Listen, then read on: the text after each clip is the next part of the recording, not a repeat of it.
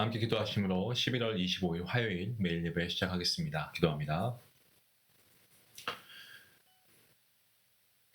어제나 오늘 내일 변함없이 우리와 함께 하시는 하나님, 오늘도 하나님의 그 신실하심과 또 하나님의 오늘도 우리에게 주시는 그 은혜 베푸심이 오늘도 우리가 살아갈 수 있는 귀한 용기와 힘이 됨을 믿고 감사합니다. 하나님, 이 시간 특별히 고난 가운데 있는 우리 성도님들을 위해서 기도합니다. 하나님, 어려움과 또 문제와 각자의 고난 가운데에서 아버지 힘든 가운데 있을지라도 항상 하나님을 찬양하는 마음이 변치 않도록 도와주시고, 형통할 때뿐만 아니라 정말 눈물이 드리운 밤에도 주님을 찾게 하시고, 절망 가운데에서도 항상 믿음의 찬양이 아버지 그들 입술 가운데 고백되어지게 하나님 허락하여 주시옵소서. 고난이 우리를 무너뜨리지 않게 하시고 그 속에서 더 깊은 하나님의 뜻을 발견할 수 있게 허락하시고, 상황과 환경이 좀처럼 변하지 않는다고 해도 아버지 믿음의 눈을 들어서 주님을 바라볼 때에 마음이 새로워지고 하나님이 주시는 평강이 아버지 성도님들 가운데 그들 마음과 가정 가운데 임하게 허락하여 주시옵소서. 오늘도 하나님께서 이 예배를 기뻐 받아주시고 이 예배를 통하여서 혹여 슬픔이나 또 아버지 어려움과 문제 가운데서 신음하는 자가 있다면 하나님께서 기쁨과 소망과 감사로 변화시키는 놀라운 역사를 경험케 허락하여 주시옵소서. 오늘도 예배 가운데 함께 하실 주님께 감사하며 이 모든 말씀 예수님의 이름으로 기도하옵나이다. 아멘. 찬송가 546장 함께 하시겠습니다.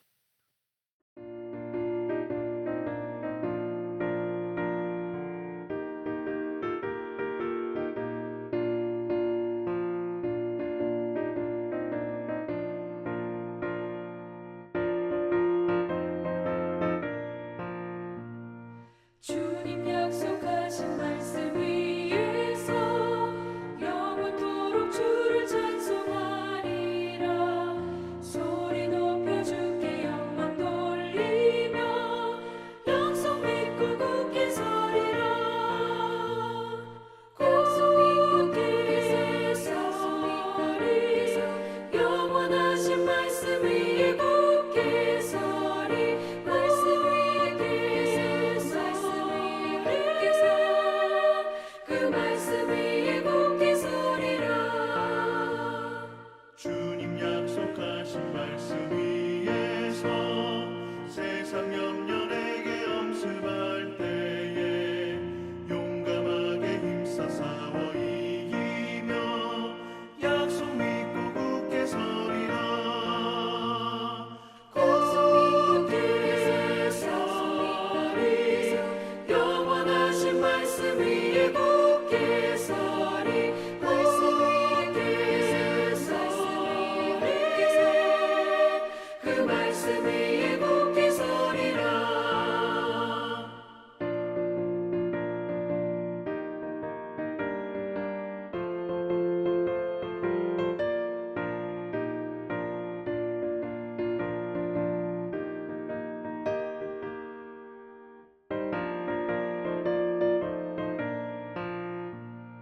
주님 약속하신 말씀 위에서 영원하신 주의 사랑을 믿고 성령으로 힘써 싸워 이기며 약속 믿고 굳게 서리라.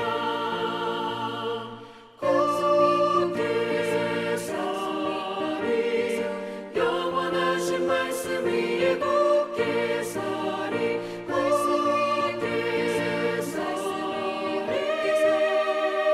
그 말씀 위에 굳게 서리라. 주님 약속하신 말씀 위에서 성령 인도하는 대로 행하며 주님 품에 항상 안식 얻으며 약속 믿고 굳게 서리라. 약속 믿고 굳게 서리 영원하신 말씀 위에 굳게 서리. 말씀 위에 굳게 서 그 말씀 위에 굳게 서리라. 오늘 함께 볼 말씀은 여호수아 8장입니다. 24절부터 35절 마지막 절까지 말씀드리겠습니다.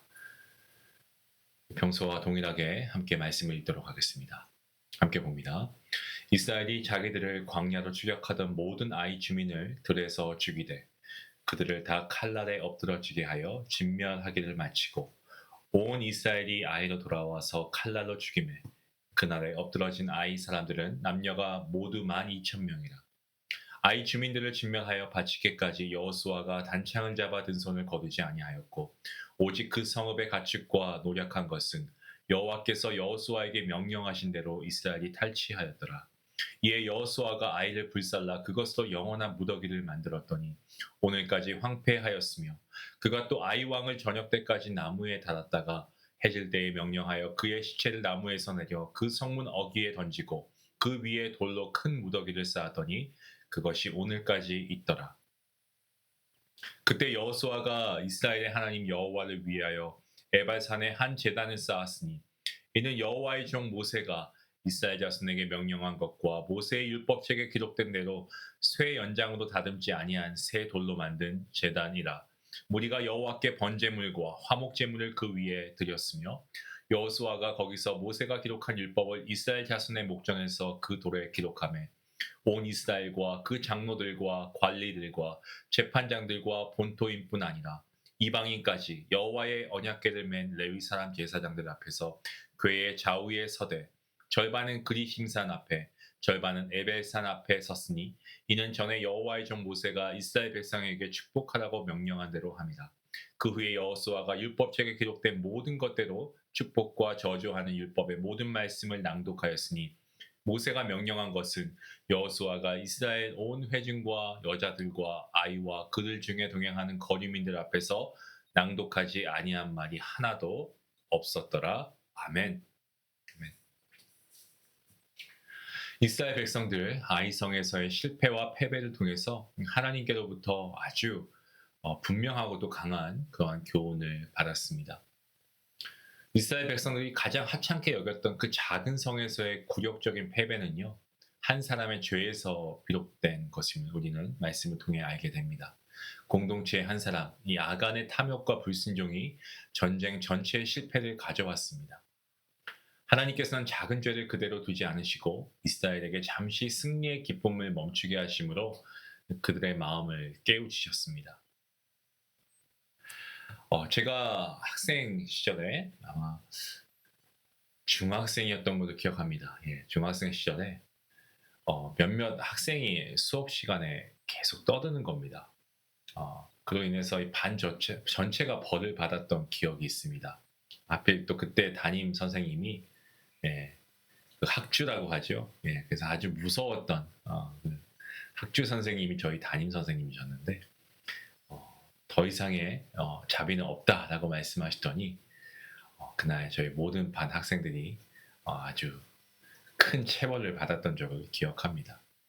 그 당시에는 이유도 모른 채 내가 떠든 것도 아닌데 왜 나까지 벌을 받나 억울한 그런 마음이 있었지만 시간이 지나고 나서 좀 이해가 된 것 같습니다. 왜냐하면 학급 전체의 그 공부하는 분위기가 조성이 안 됐던 거죠. 몇 명으로 인해서. 하나님께서 몇몇의 잘못을 통해서 이 공동체 전체에 말씀하시는 경우가 있는데 그런 이유가 바로 여기에 있습니다. 오늘 말씀에서도 단 한 사람의 죄처럼 보입니다만 하나님은 그 죄를 공동체 전체의 거울로 보시게 하십니다. 아간의 죄는 단지 개인의 실수가 아니고 이스라엘 전체가 가지고 있었던 내면의 죄성을 드러낸 사건이었죠. 하나님께서는 때로 한 사람의 죄를 통해서 공동체를 깨우치시기도 하시고 때로 온 인류의 죄를 통해서 소수의 의인에게 말씀하십니다. 하지만 그 징계의 목적은요, 결코 멸망이 아니고 회복입니다. 하나님은 그들의 패배 자리에서 주저앉기를 그냥 가만히 그 패배 자리에 머물러 있기를 원하지 않으십니다. 하나님은 실패한 자를 다시 세우시고 회복하시는 분이신 줄로 믿습니다. 실패와 좌절로 정말 너무나 상심이 큰 여호수아에게 하나님이 말씀하십니다. 본문 1절, 본문이 아니죠. 우리가 8장을 계속 보고 있는데 8장 1절 말씀에 두려워하지 말라라고 말씀하시죠. 놀라지 말라. 그리고 그 땅을 너의 손에 넘겨주었다라고 말씀하십니다. 이건 단순한 위로가 아니고 다시 일어서라 하나님의 말씀입니다. 이전의 패배로 자신감을 잃고 있던 그런 여호수아 아니었겠습니까? 하지만 하나님께서 그런 여호수아에게 직접 말씀하시면서 승리를 선언하십니다. 약속하십니다. 이전의 실패로 인해서 다시 도전하지 못하고 있는 이들 가운데 하나님은 동일하게 말씀하십니다. 일어나라. 실패했다고 해서 하나님이 포기하신 것이 아닙니다. 오히려 그 실패는 새로운 순종의 출발점이 되는 줄로 믿으시길 바랍니다.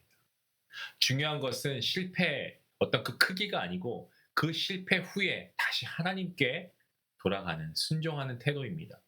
여호수아는 어떻습니까? 다시 일어섰습니다. 하나님 말씀에 순종했습니다. 하나님의 약속을 믿었고요. 마침내 아이성을 정복하지 않았습니까? 이미 전쟁에서 하나님께서는 여호수아에게 세밀한 전략을 주셨습니다. 매복 전술이었죠. 예. 결국 이 모든 과정을 통해서 하나님께서 승리를 거머쥐게 하셨습니다. 우리는 어떻습니까, 여러분? 우리가 정말 우리의 삶 가운데서도 정말 우리의 실패 가운데 하나님을 다시 믿고 우리가 다시 하나님께 순종하겠습니다 라고 하는 믿음의 결단이 있습니까? 마치 내 실패가 하나님께서 내가 믿음 생활 잘 못해서 주시는 어떤 하나님의 꾸지람이 아닐까, 하나님의 혼내심이 아닐까. 예, 물론 그럴 수도 있겠습니다만은 모든 환난이 다 그런 것은 아니죠. 중요한 것은 우리가 그 실패의 자리에 머물러 있는 것이 아니고 우리가 오늘 여호수아처럼 다시 하나님을 신뢰하고 하나님의 믿음으로 일어서는 우리의 모습이 필요합니다.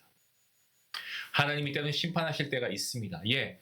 하지만 여러분, 우리가 아이성의 멸망을 보면서 이것이 단순한 어떤 전쟁의 승리, 어떤 패망 이게 아니라 하나님의 심판과 공의를 보여주는 사건 아니겠습니까? 하나님은 죄를 미워하시고요. 하나님의 심판은 언제나 옳습니다. 의롭습니다. 욥은 극심한 고통 가운데서 이 진리를 고백했습니다. 욥기서 1장 21절 말씀에 주신 이도 여호와시고 거두신 이도 여호와이십니다. 여호와의 이름은 찬송을 받으시기에 합당하십니다. 그가 고백하지 않습니까? 하나님은 주권자이시고 모든 것은 하나님의 손에 달려 있습니다. 우리가 원하든 원하지 않든 그날이 오면, 요한계시록 21장에서 말하는 그날이 오면 온 세상은 하나님의 심판대 앞에 섭니다. 하지만 그날 오직 예수 그리스도를 믿는 자들만이 안전할 것입니다. 아이성의 멸망 후에 여호수아는 에발산 위에 제단을 쌓고 하나님의 율법을 새깁니다. 모세가 신명기 27장에서 명령했던 대로 백성을 두 그룹으로 나누어서 그리심산에서 축복을, 에발산에서 저주를 선포하게 했습니다. 그들은 하나님 말씀을 듣고 두 가지 길 중 하나를 선택해야 했습니다. 순종의 길과 불순종의 길, 생명과 사망의 길. 아이성에서 하나님의 심판을 목격한 백성들, 그 말씀의 의미를 급히 아주 깊게 그리고 아주 심오하게 새겼을 겁니다. 그들이 돌의 율법을 새긴 것처럼 오늘 우리도 하나님의 말씀을 우리의 마음판에 새겨야 할 줄로 믿습니다. 진정한 승리는 군대의 힘이나 인간의 능력에서 오는 전술 능력이 아니고요. 오직 하나님에 대한 전적인 순종에서 비롯됩니다. 여호수아가 이스라엘 백성들이 승리할 수 있었던 것은 하나님의 명령에 대한 철저한 순종의 결과였습니다. 순복한 결과였습니다. 사랑하는 성도 여러분, 오늘 우리도 말씀을 우리의 마음판에 새기며 살아가시기 바랍니다. 말씀을 아는 것으로 끝나면 안 됩니다. 순종까지 나아가셔야죠. 하나님은 실패자를 버리지 않으십니다. 우리가 죄에 대해서, 세상에 대해서 우리가 무너지고 유혹에 우리가 휩쓸려 갈 수 있습니다. 하지만 그렇다고 하나님은 우리를 포기하시지 않습니다. 하나님이 담대하라. 용기를 가져. 내가 너와 함께 할 거야. 승리는 이미 내가 너에게 주어줄게. 우리는 그 말씀에 순종하고 이미 승리를 준비해 주신 하나님 말씀 앞에서 우리가 하나님께 단대하게 세상에 나가서 살아가야 합니다. 우리에게 맡겨진 그 자리에서 실패자의 모습이 아니고 다시 일어서서 하나님의 말씀을 가지고 우리가 하나님 앞에 또 세상 앞에 우리가 담대하게 믿음의 성도로 세워나가는 우리 모두가 될 수 있기를 주님의 이름으로 간절히 축원합니다. 기도하시겠습니다. 하나님 감사합니다. 실패의 이스라엘을 다시 부르신 하나님, 그동안 우리가 실패했던 우리 각자의 삶의 영역 가운데 다시 한번 승리할 수 있도록 은혜를 베풀어 주신 하나님은 우리는 다시 한번 믿고 신뢰합니다. 과거의 실패를 딛고 죄에 대해서 실패한 부분 우리가 다시금 아버지 하나님의 백성으로 돌아가서 하나님의 거룩한 백성으로 승리할 수 있는 아버지 기회 하나님 우리에게 허락하셨사오니 우리에게 용기를 주시고 하나님 우리에게 지혜를 주시고 주님의 명령에 순종할 수 있도록 성령 하나님 우리에게 굳건한 믿음도 가까이 주시옵소서.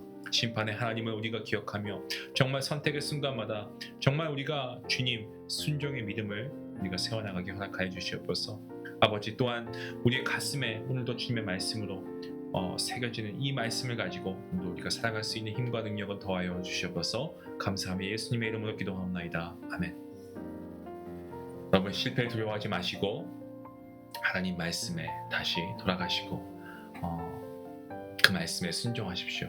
여러분 하나님의 부르심은 우리의 어떤 조건의 충격이 이루어져서 하나님이 우리를 부르신 것이 아닙니다. 여전히 연약하고 부족하지만 여전히 실패자도 있을 수 있지만 하나님께서는 이 실패를 사용하셔서 더 큰 승리를 우리에게 허락하실 것입니다. 그 믿음을 가지고 하나님께 나아가는 저와 여러분 모두가 될 수 있길 원합니다. 기도하시겠습니다.